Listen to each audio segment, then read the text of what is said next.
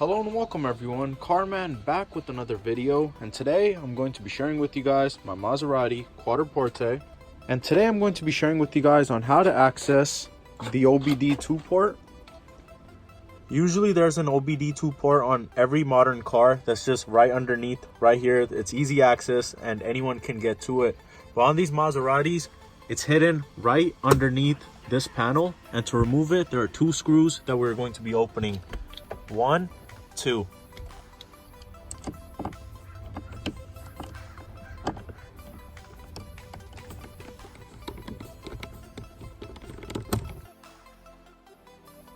So once the two screws are off, you could take the piece off, and it's held on with these two built-in bolts.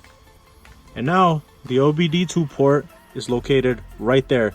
And now I can plug in my OBD2 device and scan for the error codes that I'm receiving on my Maserati.